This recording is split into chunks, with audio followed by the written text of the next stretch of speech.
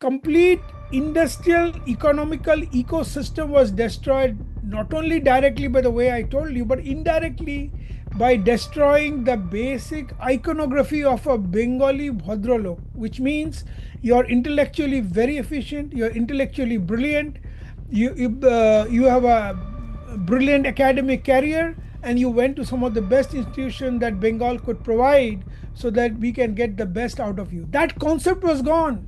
And that is exactly the reason, as you said, why Bengalis in the later generation, after the complete death of economy, complete death of industry, complete death of social, economic, the entire Bengali consciousness actually died completely. Other than industrial and economic renaissance, there has to be a gross educational renaissance. The entire hierarchy of education that has been captured by political people for political gains has to be broken down, reorganized on an academic basis. Make sure that a student gets the appropriate learning so that they can be a proud, accomplished citizen of India rather than a burden on India.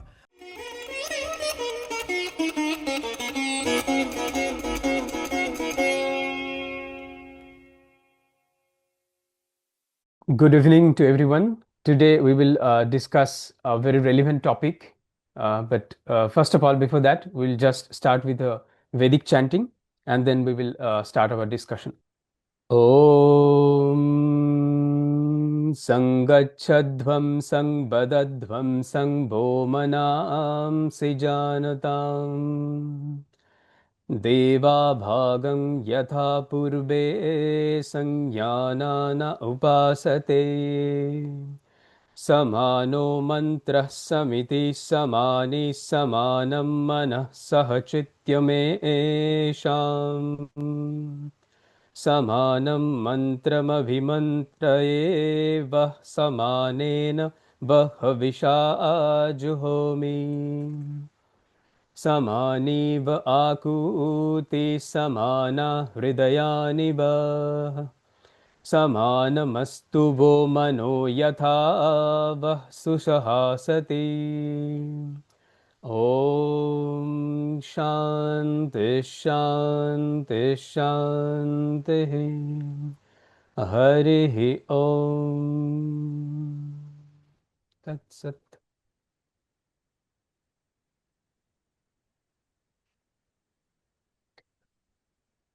Yeah, so today what we are going to discuss today is very relevant and very important for not only for West Bengal and it's all over for the India. So today is our topic, or we can make it as a title like West Bengal's journey through ideology, decay and renewal. So let me just start with a brief background of what we are going to discuss today, the importance of our topic. So as we all know that our West Bengal currently have been in the constant news and in constant discussion in all over the Indian audiences are all listening and trying to grasp what is happening in West Bengal. So as we all know and we are all aware that once Bengal was regarded as one of the India's foremost centers of intellectual excellence, spiritual thought, cultural creativity and social harmony. But that West Bengal has witnessed a prolonged period of decline over the past 5 decades. The 34 years of the left front rule and the subsequent 15 years under the Trinamool Congress, despite their differing political narratives, are viewed by many as having contributed to the erosion of institutions, weakening of educational standards, political polarization, economic stagnation, and the gradual fading of Bengal's rich civilizational confidence. And we are seeing the consequences. That consequences are very much visible in the outmigration of the talent, deterioration of public discourse, decline of meritocratic institutions, a growing political violence, and a disconnect from the state's spiritual and cultural roots that once manifested figures such as Sri Ramakrishna Paramhamsa, Swami Vivekananda, Bankim Chandra, Rabindranath Tagore, Sri Aurobindo, Subhash Chandra Bose, and many others. The issue extends beyond governance. It's not just only governance. It concerns the loss of a collective identity that balanced intellectual rigor, moral courage, social responsibility, and cultural pride. But yet, amid these challenges, we are all now seeing and sensing a hope, and it's all emerging, all of the Bengali minds and as well as Indian minds. And this path forward does not lie merely in changing governments, but in reclaiming and restoring Bengal's civilizational strengths, as well as it's restoring educational excellence, reviving cultural confidence, encouraging economic enterprise, and strengthening democratic institutions. And also, we need to reconnect society with its spiritual and ethical foundation at the foremost front. That is the most important thing. So, the future of West Bengal depends on its ability to restore the values that once made it a beacon of thought, creativity, and national leadership. So, this is the background of our topic today. To discuss about this topic, today we have with us the esteemed guest for today's discussion, Dr. Indranill Basu Ray. Dr. Indranil Basu Ray is a world famous cardiologist who pioneered the use of yoga to treat cardiovascular diseases, including those related to obesity. He is a professor of cardiology and public health at the University of Tennessee. Today, we will just delve into our two focused topics will be what we have lost and how that has happened in the context of West Bengal today as we see. And from that, we will start discussion about what should be done and what should be our blueprint for our new and future Bengal, and what should be our vision as a responsible citizen of India and also as a society man from the West Bengal. So we have a central question like how did a land that once produced Vivekananda, Tagore, Rishi Aurobindo, Bose, and generations of intellectual cultural leaders, how it reached its present condition, and what must be done to reclaim its lost spirit. So this is our best central approach.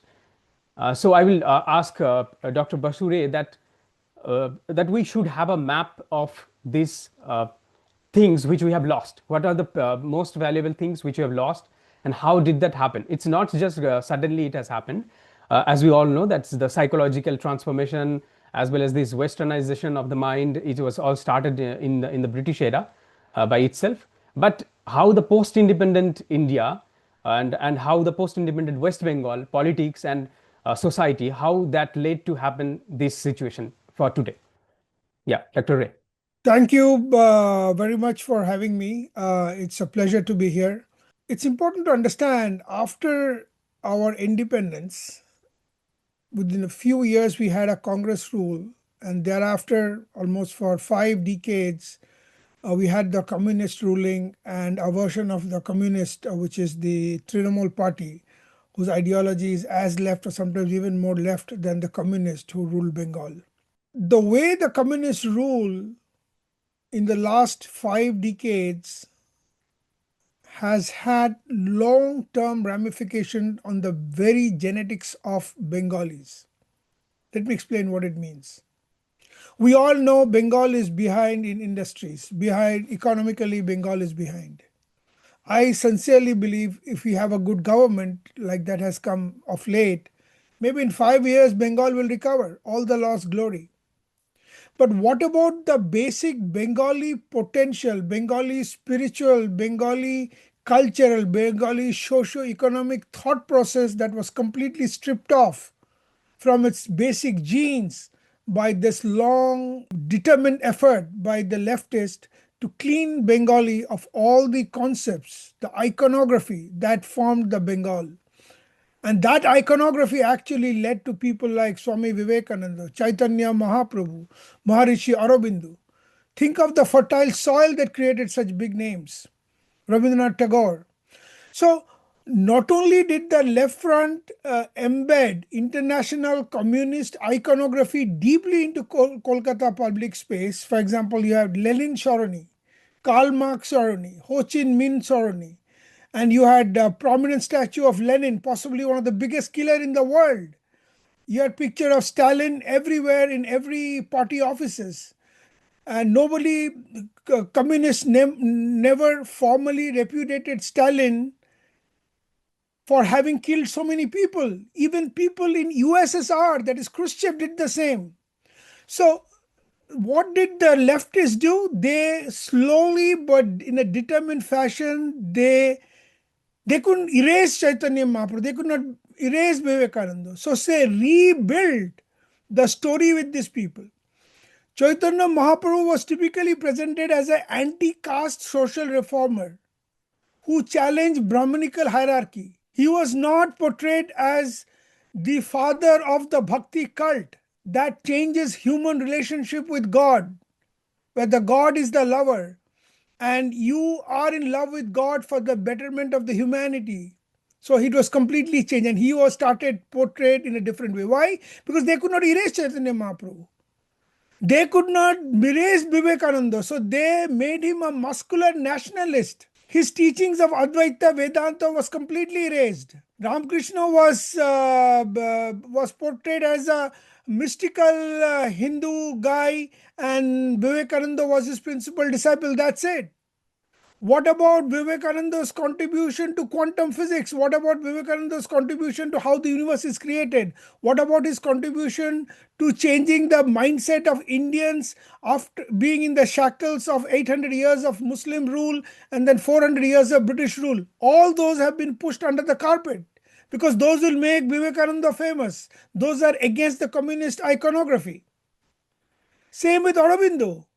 Aurobindo was honored for Bande Mataram.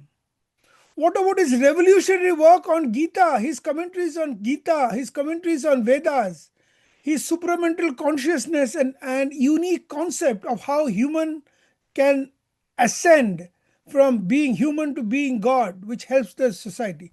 So the problem is this, that these sustained effort for last 50 years completely stripped the very concept, the very genes that make up we Bengalis. And this has got reflected in every places. For example, there's no jobs in Bengal for last 50 years. So hundreds of Bengalis went outside. So the Bengali consciousness, which was concentrated in Bengal in a fertile soil to push forward Bengal not only as a state but a part of India. And that's why Gokhale had said once upon a time, what Bengal thinks today, India thinks tomorrow. Unfortunately, thanks to these leftists and their followers in the last government, today what India thinks today, Bengal will possibly think in next 100 years. So that's where the tragedy is. I think they have very purposefully and consciously disconnected the actual or original aspect of each of these stalwarts, like the avatars, we call them. So they have disconnected from their original purposes, like as you told that Swami Vivekananda, Sri Chaitanya Mahaprabhu, their the main purpose of them, that was the devotional aspect and devotional framework to reinstill in the people's mind, so that that time during that periods people can connect with gods with the bhakti movement. And also after later after Swami Vivekananda, he was just ushering these Upanishadic ideas and views to the all over the world, which was completely forgotten to Indians also, and to the all over the world. They didn't know that what India produced, this the philosophy of the rishis.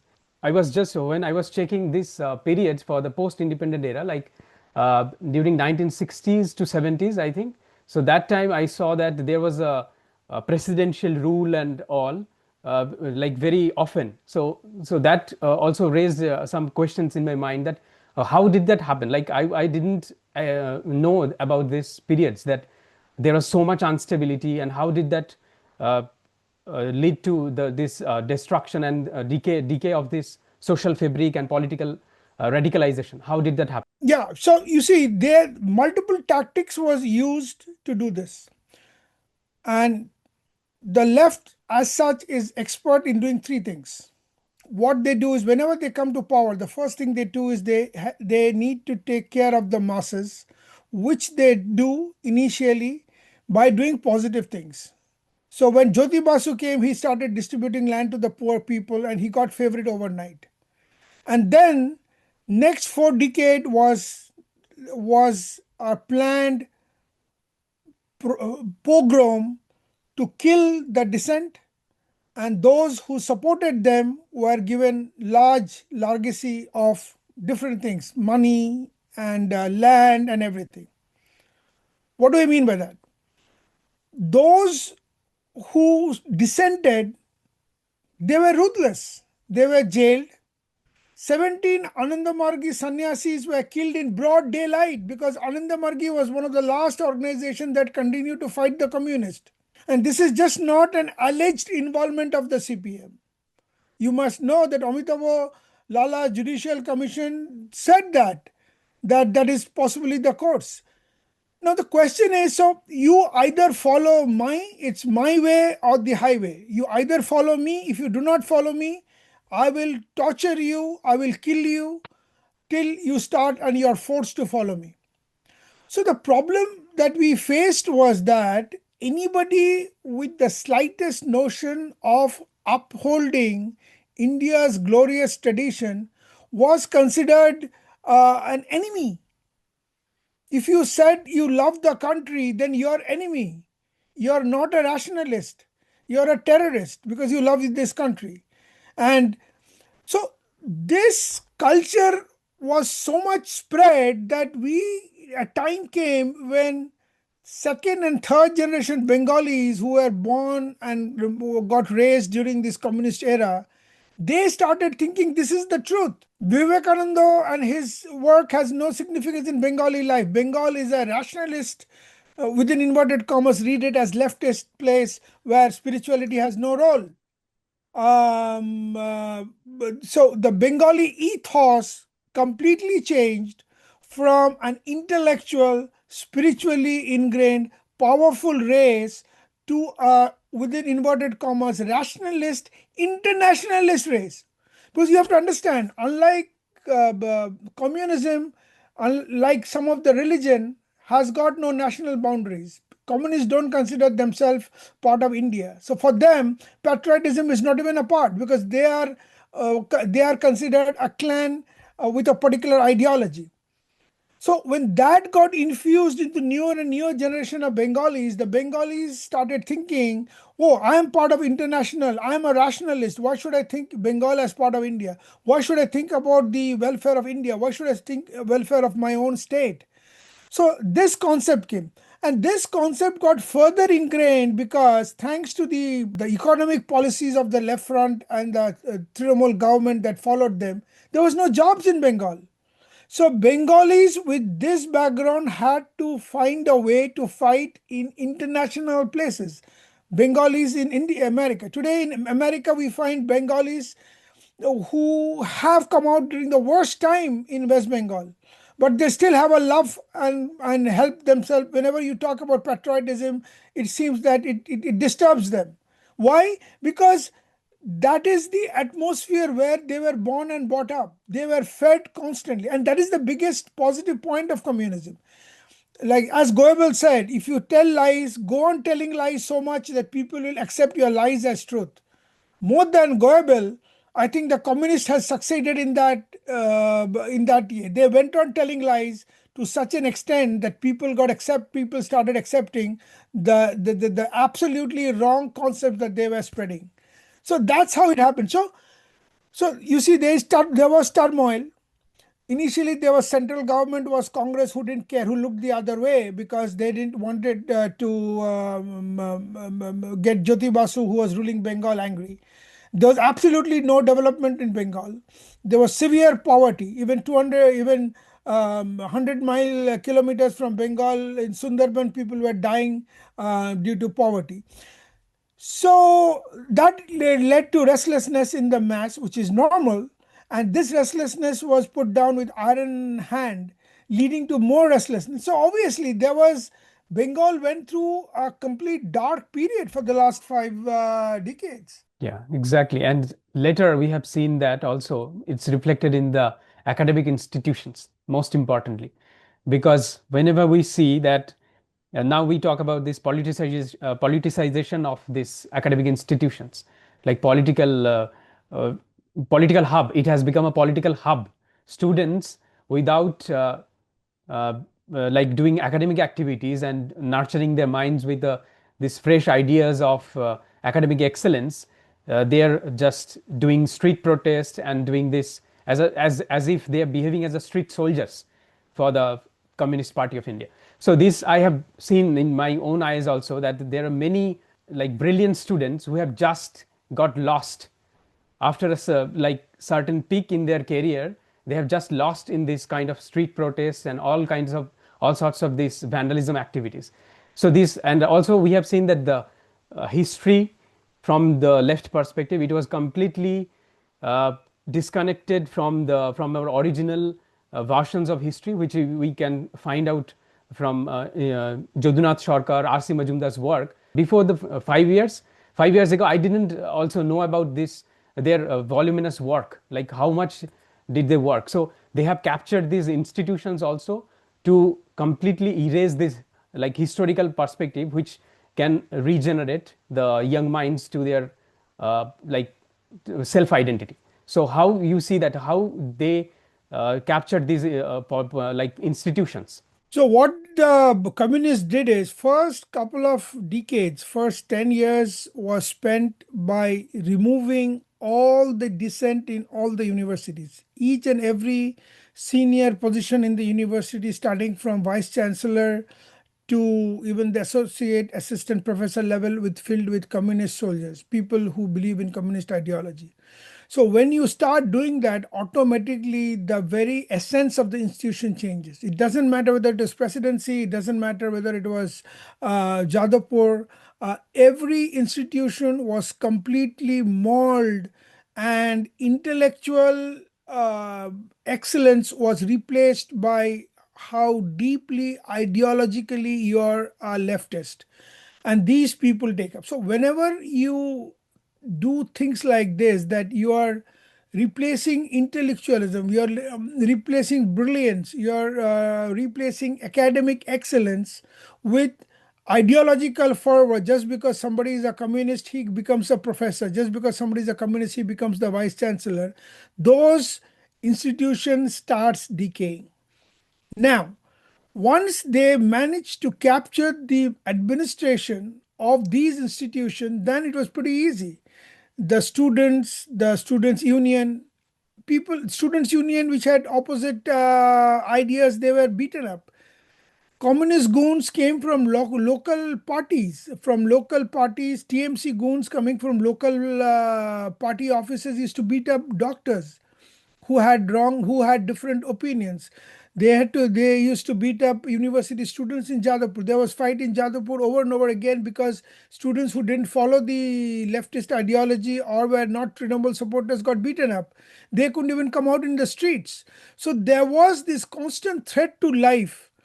So what happened is that these combined effect resulted in the academic excellence of the top universities in the world. Medical college got the one of the world's first Nobel prizes.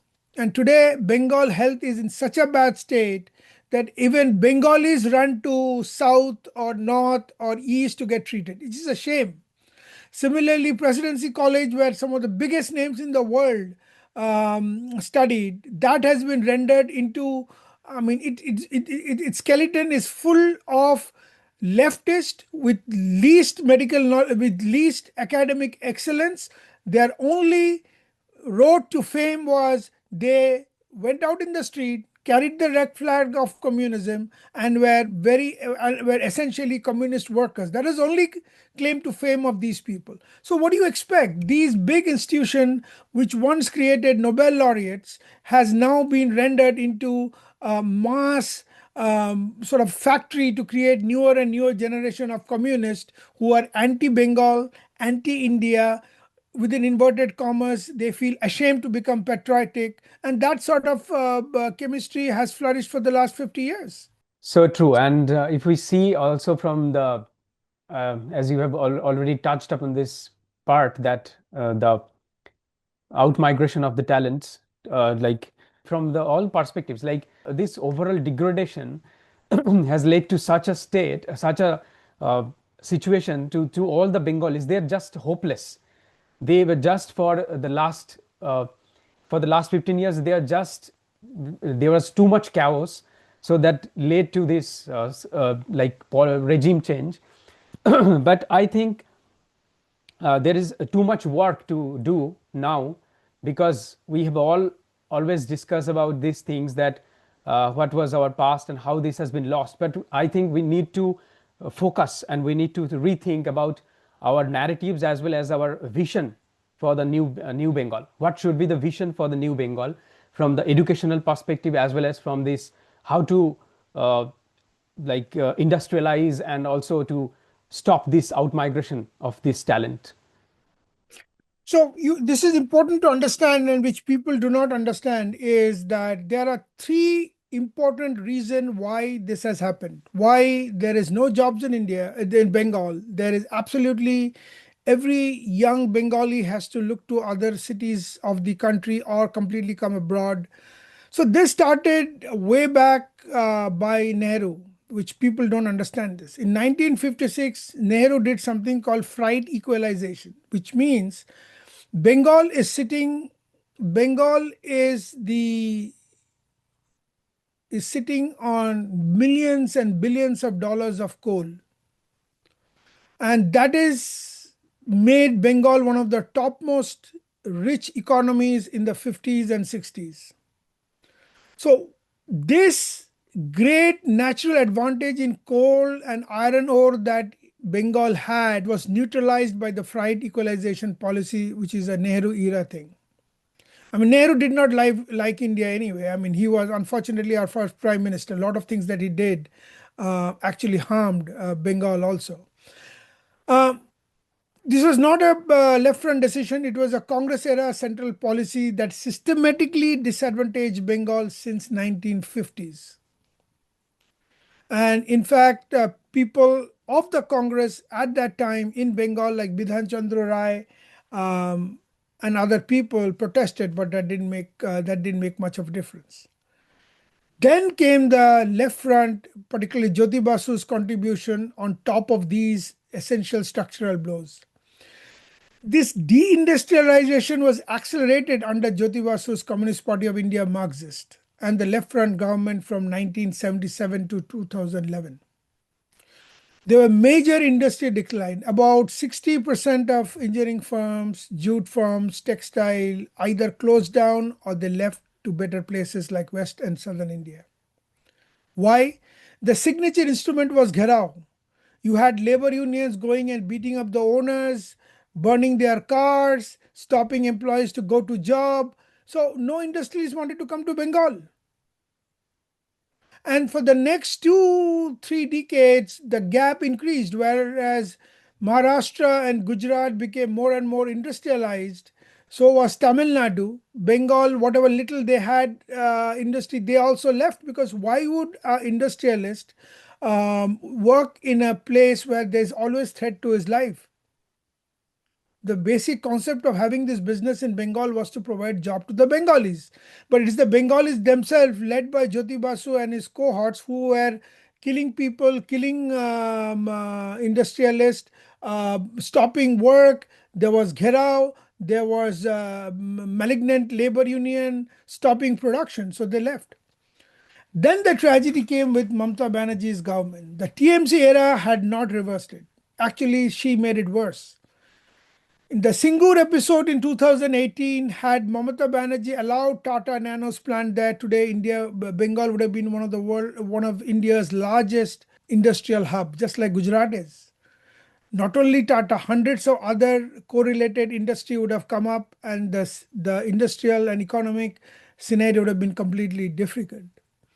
So on top of that, adding to the Gharao and Bandh culture that was typically started by Jyoti Basu and his cohorts in the communist, Mamata Banerjee continued that. The Bandh culture continued. There were days after days of day-long Bandh. And it has been estimated that each day-long Bandh can cost up to 100,000 crore in lost output. And when you had days that were forcibly every shop, every business institution, every industry was closed down, just for closing it down for one day, you had 1,000 crore as loss.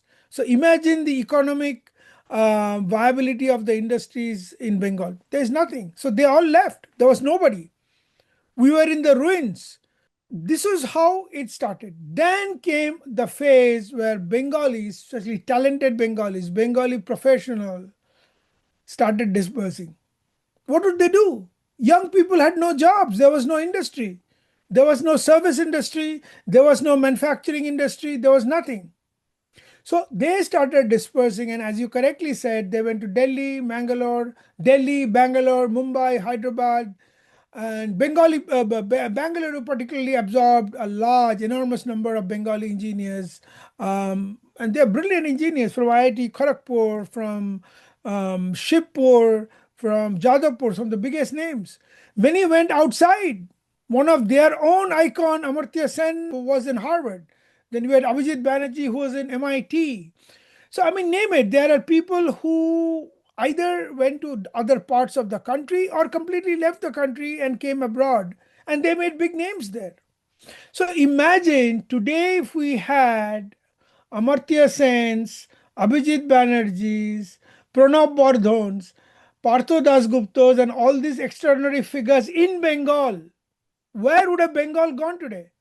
They are the leaders of companies, institution, universities in US and UK. Had these people been in Bengal, then life would have been different. So the problem was that this complete industrial economical ecosystem was destroyed not only directly by the way I told you, but indirectly by destroying the basic iconography of a Bengali Bhadralok, which means you're intellectually very efficient, you're intellectually brilliant, you have a brilliant academic career, and you went to some of the best institutions that Bengal could provide so that we can get the best out of you. That concept was gone. And that is exactly the reason, as you said, why Bengalis in the later generation, after the complete death of economy, complete death of industry, complete death of social, economic, the entire Bengali consciousness actually died completely. In the last 30 years, there was nothing called Bengali consciousness. Bengali was interspersed bunch of people who just spoke in Bengali. Their cultural background was completely erased. Their genes, their spiritual heritage was completely erased. They were all over the world trying to look for a job and exist, unfortunately. Yeah. Yeah, so I think um, so we have talked about the educations you have, and you are in a field in a profession is which is a doctor by profession, and it's a medical profession. So I just want to know that how did all these kinds of economic decline, which has how did that impact the medical facilities and as well as the medical institutions in Bengal? Because we don't see we have also seen like people have faced like uh, from the villagers and from other normal people, they have faced so much arrogance and so much like different sorts of like extortion of money. So this is all like I think this is all very vividly like there is a very strong link with the politics itself. So that's how they have also politicized the medical institutions. So I think that's how the best doctors we have also lost in some way or the others. What do you think about this? Medical facilities have completely gone to its Yeah, like because well, that was again the basic pattern was very same. Most of the physician organization was left front led. So again, they were not good. These organizations therefore was led not by good doctors, but by people who subscribed to the communist ideology and were card-carrying member of the Communist Party Marxist. So obviously, that is the first biggest lacuna, that instead of having brilliant people running physician organization, all the medical colleges were filled from top to bottom with their yes man, and that reduced the intellectual and capacity. On top of that, the economic and industrial death of Bengal resulted in less money. So these institutions did not get the amount of money that was needed to keep them into world-class standard. There was absolutely no research in any of the medical schools. The research was at a horrible level. I mean, it's not even worth talking about it. And then as I said, most of the department was filled with people who subscribed to a particular ideology. So you need to take people who subscribe to medicine. You need to take people who are brilliant. You need to take people who are one of the top doctors. And we hope the new government will ensure that these things that lasted for last 50 years is grossly changed. There is a complete renaissance of the medical system in Bengal. Bengal was one of the world's top, if not certainly India's top medical system in the world in the 50s, immediately after independence. And from there, Bengal is possibly the worst state medical wise. Even a Bengali who cannot afford, he sells his house but would not go to a local doctor but tries to go to the south. Exclusively 50 years of this communist rule and TMC's rule has made this possible. So it's time for the new government to play an important role to reverse this. And the only way to reverse this, not only that, as I said, there's outflow of people to Bangalore, to Delhi, to Bombay. There's outflow of people to the US. They need to come back. The medical colleges need to be completely revived. The best people put in the best job. A top academician brought back from private practice into medical schools for academic teaching. The postgraduate academic hospital its standard needs to be improved. More money needs to be pushed into the healthcare so that the normal Bengalis who cannot afford costly medical system can get treated appropriately. So the corruption was so much that while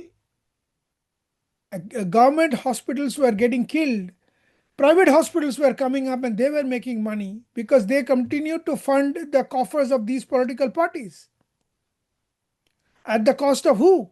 At the cost of the common man. For smallest procedures, they had to pay a large sum of money.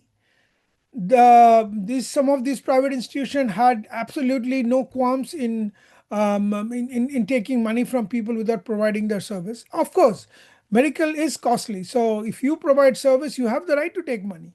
But there was no service provided and people were taken for granted. And the government looked the other way because the government and their political parties' coffers were being filled by these people.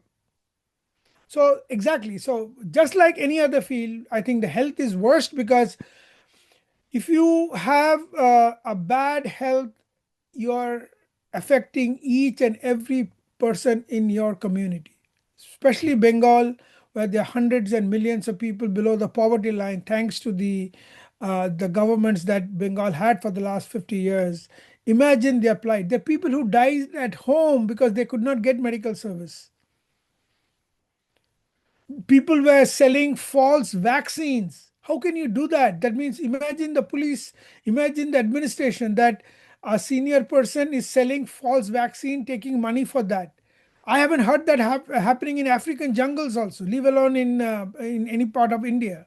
So it's a complete breakage of the entire system. Complete, complete devastation.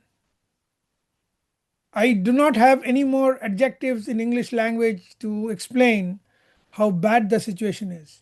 And I think that's where the role comes of the new BJP government. I strongly believe having BJP government at the center and BJP government in the state, economic development will happen in Bengal. But as I explained, there is much, much more needed than just economic development. Bengal's soul needs to be returned back to Bengal.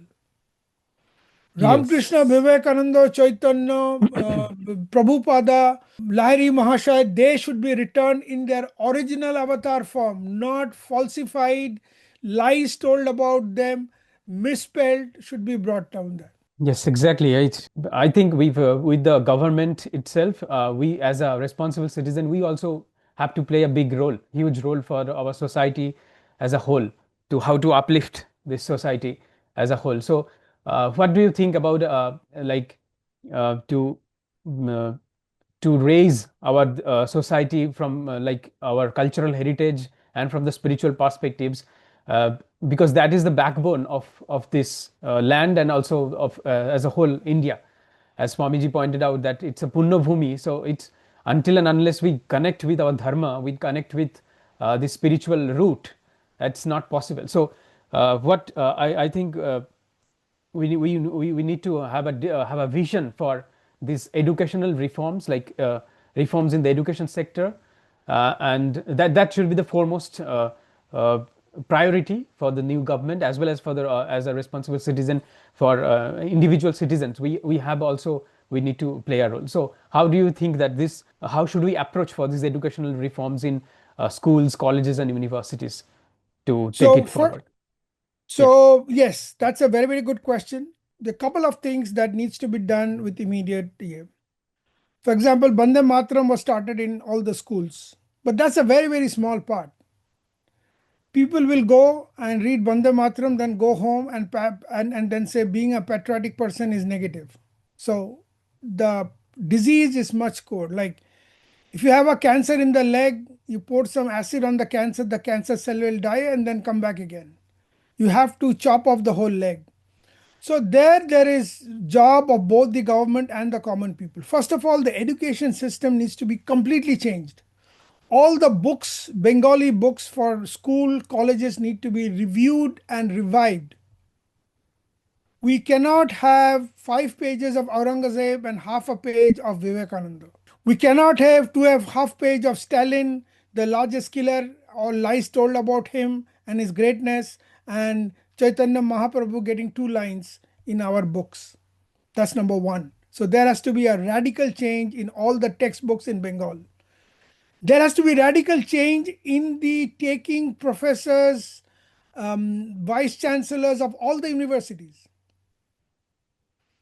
There should be an immediate attempt to remove all the senior people with known communist background or TMC background and replace them not with BJP people, but the real academician.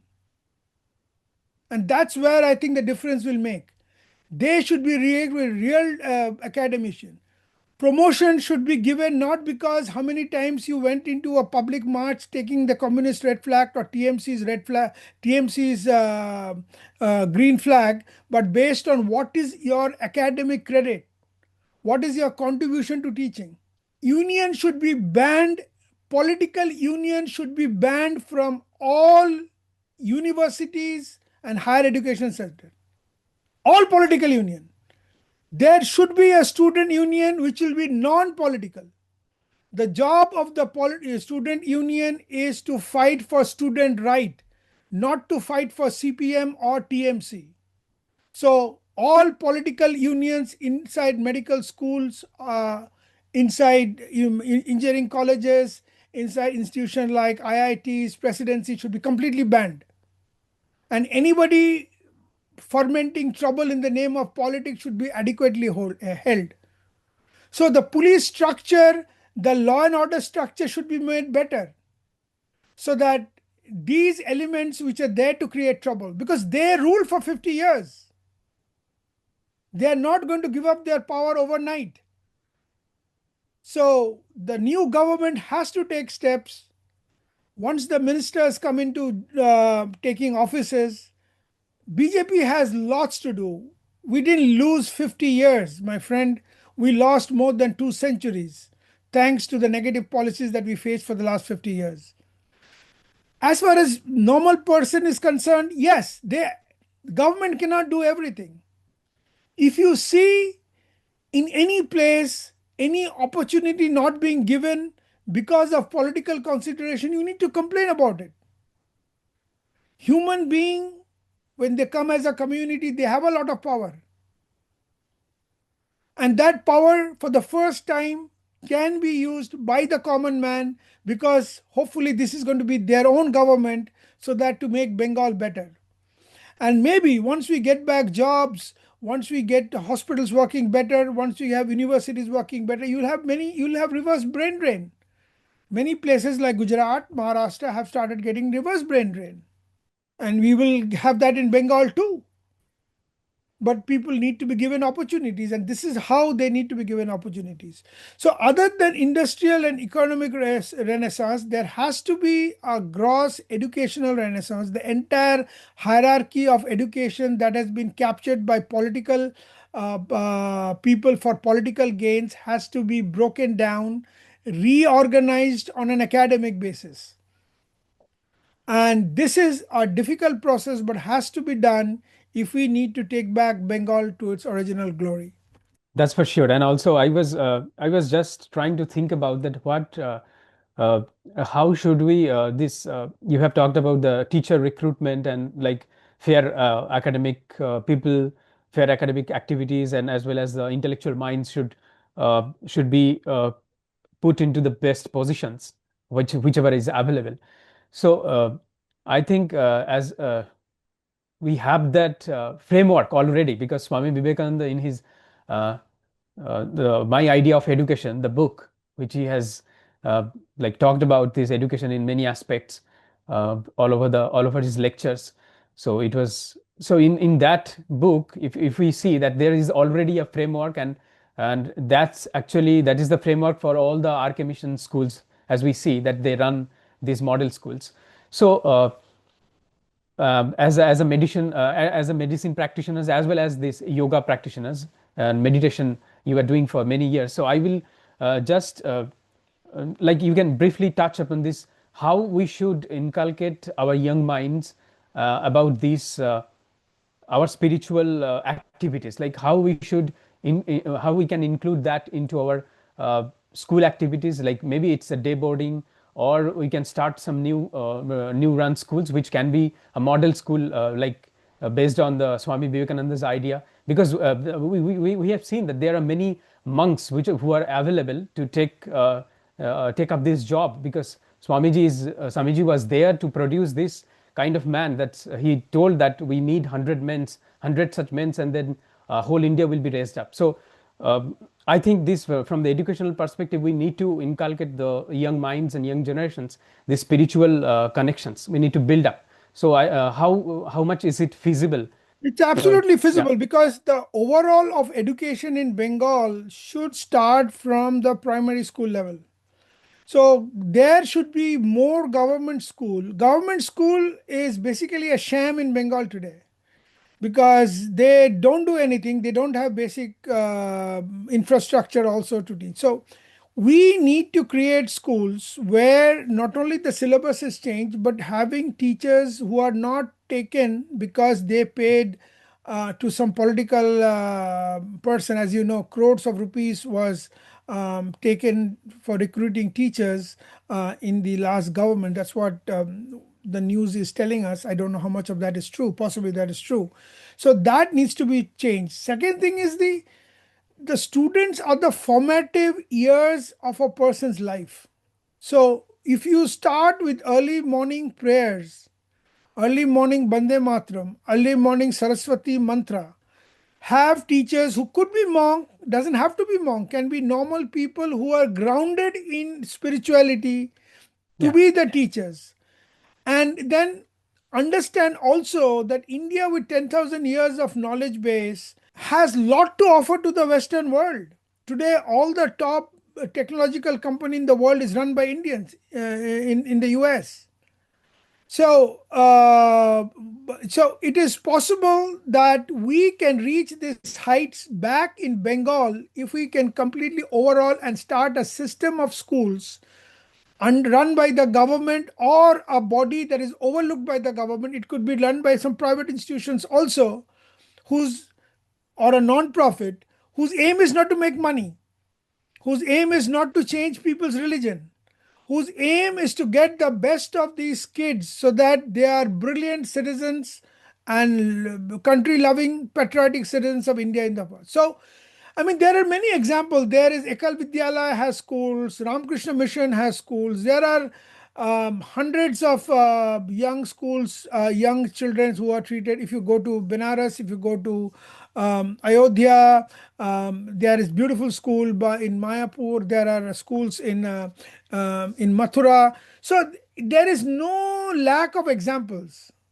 and these are working very good schools. That needs to be implanted in Bengal.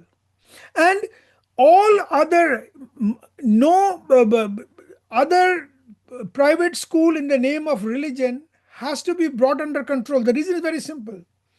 Madrasas, no student, no parent, whether they are Hindus or Muslim, would like their son to carry a AK-47.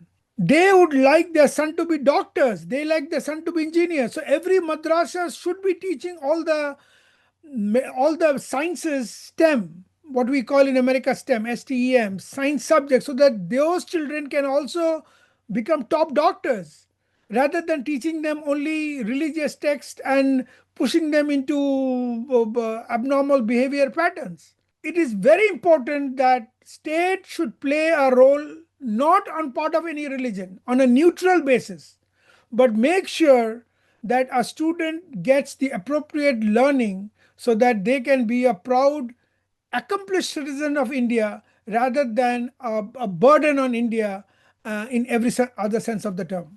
Yeah, so now to make these educational reforms, and as we have discussed, that we need the other aspects of these reforms from the from economic and industrialization itself, because until and unless we have this stable income of all normal citizens, common citizens, and who are going outside and just making some money and then coming back again and staying for sometimes, like maybe spending some vacations and then again going back so to their workplaces. So these how do you see these economic reforms, and what should be the approach for the new government, and as well as from the from individual citizens perspective? So how should we this should this be only for the government's side, that economic reforms or like industrialization, which can we obviously which can play a big role, but what as a normal common citizen, what should each people think about, like how to make up this economic decline? No, so the economic decline unfortunately has reached such a state without infusing thousands and thousands of crores of rupees. Things are not going to change. At the level of the individual level, the only thing is that those malignant trade unionism, those needs to be stopped, and anybody fostering those should be stopped in their tracks. But the basic economic development should come from the government and I think the government has already started. Second thing is also people should be provided safety. A lady going out at 10 o'clock at night should not feel unsafe to do that in any part of Calcutta or any part of the state. Somebody in the border area, there are areas in parts of Bengal where in the evening, as you know, um, ladies in Bengal, to call Narayan, they play the conch, which is called sank in Bengali. And there are areas where you cannot do that, just because there are people from Bangladesh who have come in, and they have filled those areas, and they don't allow you even to play a conch in the evenings.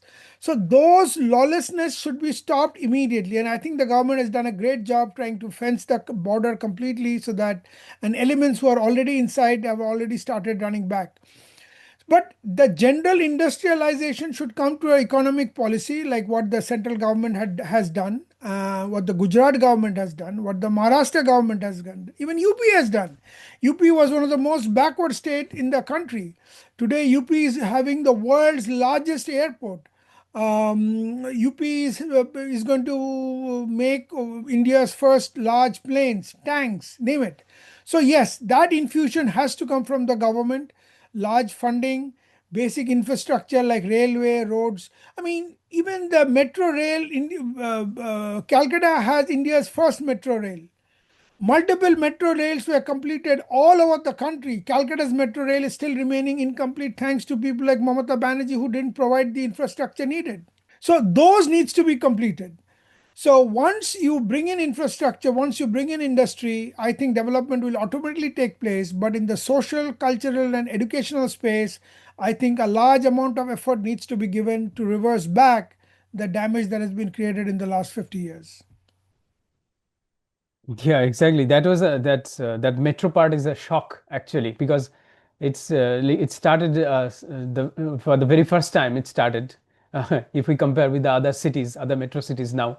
and just we are left with like how much percentage, I don't know, maybe it's like in all the lines, orange lines and all lines, if we check, then there is an incomplete, like it's not connected, it's not connected. So, and from this economic perspective, I think there should be also uh, government initiatives to foster the startup activities, like because there are many researchers as well as many young minds also, they have some if they have some ideas, so so how they can make into company, and how they can form a startup company, something like that.